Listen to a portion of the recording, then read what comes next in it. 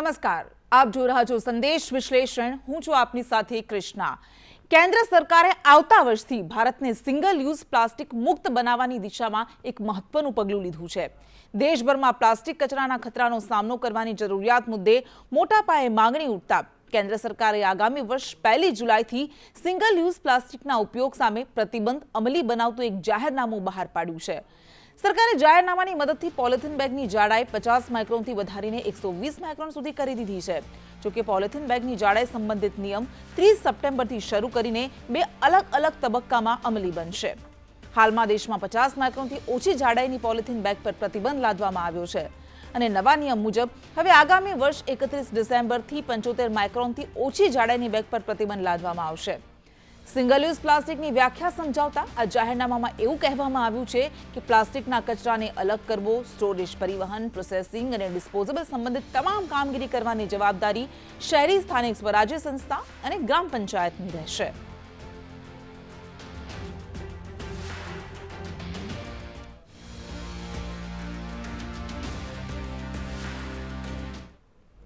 તો આજે મહત્વપૂર્ણ નિર્ણય લેવામાં આવ્યો છે ભારત સરકારના પર્યાવરણ, વન અને જલવાયુ પરિવર્તન મંત્રાલય દ્વારા કે સિંગલ યુઝ પ્લાસ્ટિક જે પૃથ્વી માટે ખૂબ મોટું સંકટ બની રહ્યું છે, કઈ રીતે તેને તબક્કાવાર પ્રતિબંધિત કરવું અને કઈ રીતે તેને અમલી કરવું તે સંબંધિત આ નોટિફિકેશન જાહેર કરવામાં આવ્યું છે અને આવનારા વર્ષ 1 જુલાઈ 2022થી તેના પર સંપૂર્ણપણે પ્રતિબંધ લગાવવામાં આવશે। તેના પ્રોડક્શનને લઈને, તેના વેચાણને લઈને, તેના સ્ટોકિંગને લઈને આ તમામ બાબતો જે તેની સાથે સંકળાયેલી છે તેના પર પ્રતિબંધ લગાવવામાં આવશે। આપણે વિશ્લેષણ કરીશું અને આપણી સાથે જોડાઈ ગયા છે એમએન શેખ, પર્યાવરણવિદ, તેમની સાથે આપણે ચર્ચા કરીશું। સર, આપનું સ્વાગત છે। સૌથી મહત્વપૂર્ણ અને સૌથી પહેલો સવાલ કે અત્યાર સુધી સિંગલ યુઝ પ્લાસ્ટિક પર પ્રતિબંધને લઈને અનેક વખત અપીલ કરવામાં આવી છે, વિનંતી કરવામાં આવી છે, નાના મોટા પ્રતિબંધો લગાવવામાં આવ્યા છે, પરંતુ સ્વાભાવિક છે કે જ્યાં સુધી એક મજબૂત નોટિફિકેશન કે મજબૂત જ્યાં સુધી કાયદો ન આવે ત્યાં સુધી તેના પર પ્રતિબંધ શક્ય નથી અને હવે જે આ નોટિફિકેશન જાહેર કરવામાં આવ્યું છે જે આવનારા વર્ષથી અમલી બનશે, આપ કઈ રીતે જોઈ રહ્યા છો આ નોટિફિકેશનને?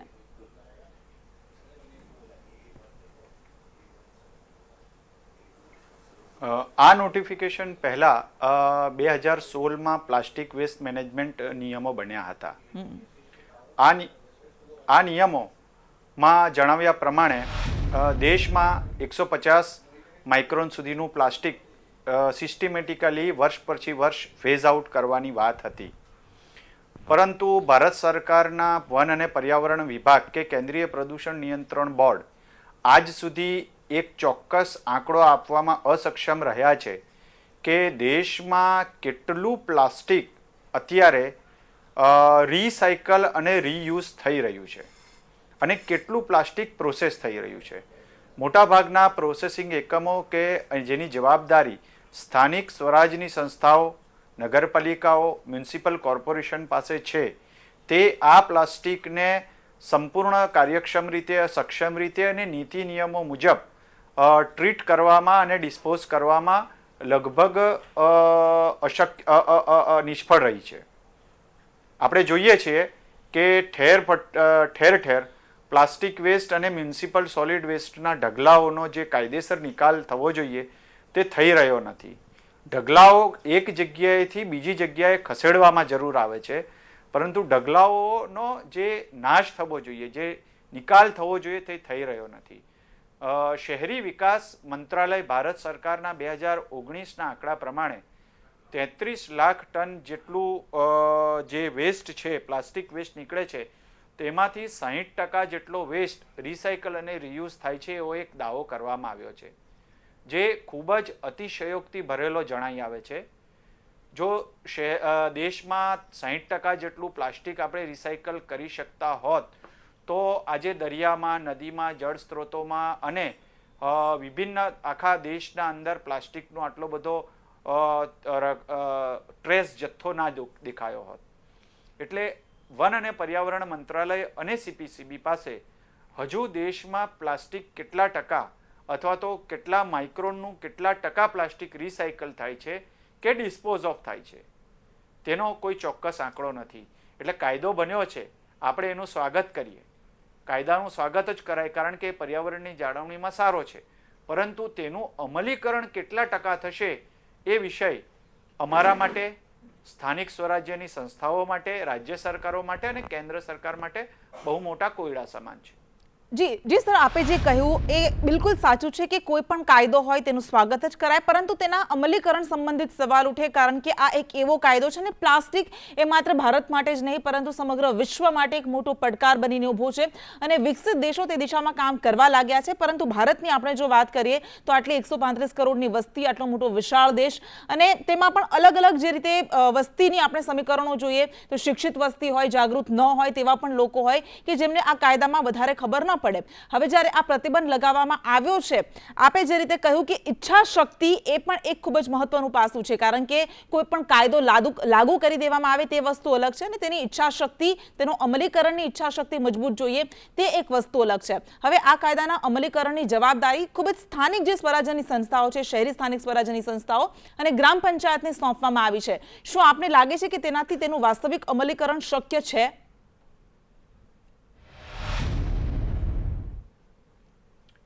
ખૂબ મોટો પ્રશ્ન અને ખૂબ દુખતી નસ સમાન જેને કહેવાય એવો પ્રશ્ન આપણે પૂછ્યો છે.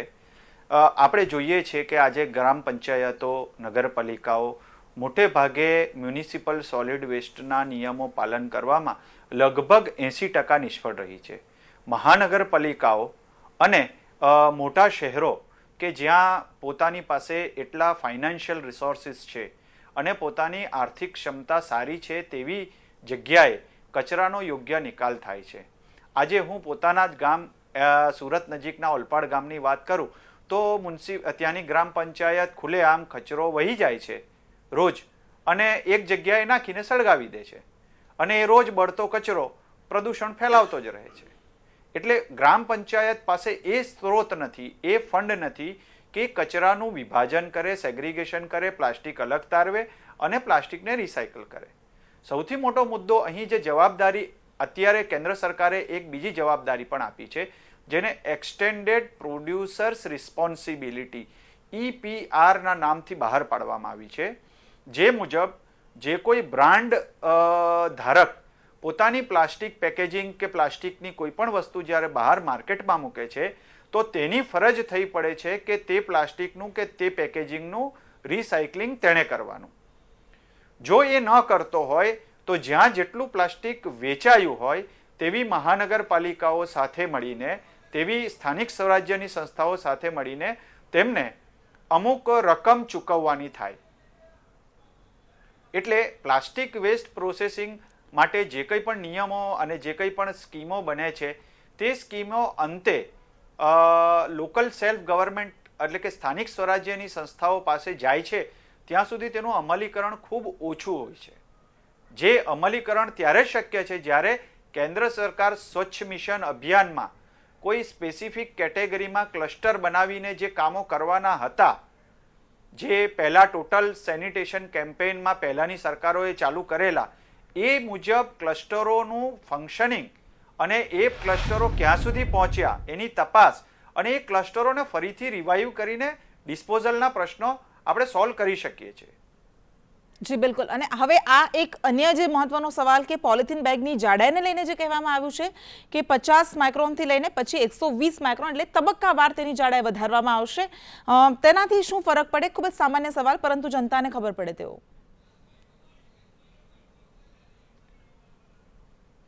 અત્યારે આપણે જોઈએ છીએ કે શાકભાજીની લારી પર લગભગ દરેક શાકભાજી 1 કિલો શાકભાજી દીઠ 1 થેલી માણસ લેતો હોય છે. તો ગૃહિણી પોતાના ઘરે 5 થી 6 થેલી કે બીજી કંઈ પણ નાની મોટી વસ્તુઓમાં થેલી વાપરતી હોય છે. હવે જાડાઈ વધારવાથી કિંમત વધે અને કિંમત વધે તો ગ્રાહક ફરીથી એ કિંમત ન પે કરી શકે, એટલે એ કિંમતની બદલે પોતે જાડી વસ્તુ થેલી વાપરતો થાય. એ ટકાઉ હોય એટલે માણસ એને ફેંકે નહીં અને એ વધારે 5 થી 10 કે 15 20 વખત ચાલે. કોન્સેપ્ટ આ છે. પરંતુ આપણા ત્યાં જે પ્રતિબંધ મુકાયો એ પ્રતિબંધ 50 માઇક્રોનથી ઓછી થેલીનો અત્યારે ક્યાં સુધી પહોંચ્યો છે? ફક્ત અને ફક્ત પ્રતિબંધ મહાનગરપાલિકાઓ સુધી સીમિત રહ્યો છે, કારણ કે મહાનગરપાલિકાઓમાં સ્ટાફ અને યોગ્ય પ્રમાણમાં ઓફિસરો છે કે જે દરેકે દરેક વિસ્તારમાં જઈને ચેકિંગ કરે છે. તાલુકા કક્ષાએ કે ગ્રામ્ય કક્ષાએ કે નગરપાલિકા કક્ષાએ દેશના અંદર આ શક્ય બન્યું નથી અને હજુ પણ 50 માઇક્રોનથી જે નાની થેલીઓ છે 20 થી 50 માઇક્રોન વચ્ચેની તેનો ઉપયોગ ખુલ્લેઆમ અને મોટા પાયે થઈ રહ્યો છે. જી સર, બીજું એક વસ્તુ કે જ્યારે કોઈ પણ નિર્ણય લાગુ કરવામાં આવે ત્યારે સ્વાભાવિક છે કે કોઈ નિર્ણય સારો હોય કે ખરાબ હોય, પરંતુ તેની સાથે જોડાયેલા જે પણ તમામ લોકો હોય છે, જેમને સ્ટેક હોલ્ડર્સ કહેવામાં આવતા હોય છે, તેઓ મોટા પ્રમાણમાં પ્રભાવિત થતા હોય છે. હવે જ્યારે આ નિર્ણય લાગુ કરવામાં આવશે, પ્રતિબંધ લાદવામાં આવશે, ત્યારે ઘણા બધા એવા નાના નાના વ્યવસાયકારો છે, ઘણા બધા એવા નાના નાના ઉત્પાદનકર્તાઓ છે કે જેમને અસર થશે, તેમના રોજગારને પણ અસર થશે અને એટલે સરકાર એવું કહી રહી છે કે આ નિર્ણય તબક્કાવાર લાગુ કરવામાં આવશે.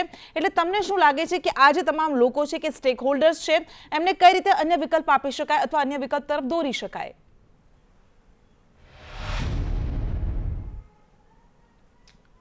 મુખ્યત્વે તો પ્લાસ્ટિક એક બિનજરૂરી અને એક ચોક્કસ રીતે અશક્ય દૂર કરવું, માનવ જાત સાથે કે માનવ સાથે દૂર કરવું એ અશક્ય વસ્તુ છે. કારણ કે ઇન્જેક્શનની બોટલ્સ થી માંડીને રોજ બરોજની વસ્તુઓ જે તમારી સ્કિન સાથે લાગે છે કે તમારા સાથે જોડાયેલી છે, ત્યાં પ્લાસ્ટિક પ્રવેશી ચૂક્યું છે. એટલે એ પ્લાસ્ટિકને બદલે એલ્યુમિનિયમ કે બીજી કોઈ પણ વસ્તુ, ઓલ્ટરનેટ વસ્તુ વાપરવી એ આવનાર 2-3 દાયકાના અંદર તો શોધાય અને એવું પ્લાસ્ટિક શોધાઈ જાય કે જે ડિસ્પોઝેબલ હોય એ બહુ મોટી વાત ગણાય જો આવે તો, પરંતુ તે આવવાની કોઈ શક્યતા નથી.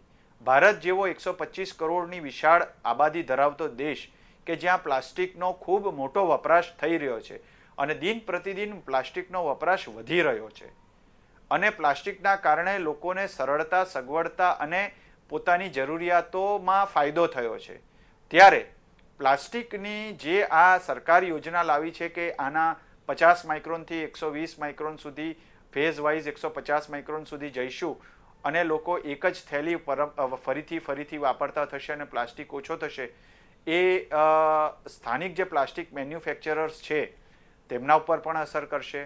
બીજી રીતે કે ગ્રાહક જે છે, જે વપરાશકર્તા છે, જે 125 કરોડ લોકો છે, તે પ્લાસ્ટિક જ્યારે પણ ખરીદશે કે પ્લાસ્ટિકની થેલી ખરીદશે તો મોંઘી પડશે. આજે આપણે કોઈ પણ મોલમાં જઈએ છીએ તો કપડાની થેલી માટે લગભગ 15 થી 20 રૂપિયાનો એક્સ્ટ્રા ચાર્જ આપવો પડે છે, તેમ આ પ્લાસ્ટિકની થેલીઓની બે જાડાઈના હિસાબે 5 થી 7 રૂપિયા માગશે અને ગ્રાહકો એ રૂપિયા આપવા માટે ફરજિયાતપણે અસરગ્રસ્ત થશે. તો લોકોને પાસે અત્યારે નાણાકીય પરિસ્થિતિ પ્રમાણે જોઈએ તો પ્લાસ્ટિકનો ખૂબ બહોળો વપરાશ છે અને બહોળો લોકો યુઝ કરી રહ્યા છે, તેની સાથે સંકળાયેલી ઇન્ડસ્ટ્રી પણ ઘણી છે. તો તમામ લોકો આમાં અસરગ્રસ્ત થશે, પણ આનું અમલીકરણ કેટલું થાય તેના ઉપર બધો જ દારોમદાર રહેલો છે. બિલકુલ, ખૂબ જ મહત્વપૂર્ણ બાબત કે તેનું અમલીકરણ કેવી રીતે થાય છે તે જ એનામાં મુખ્ય કેન્દ્ર સ્થાને રહેલું છે. આપનો ખૂબ ખૂબ આભાર સર, આ મુદ્દા પર અમારી સાથે ચર્ચા કરવા માટે.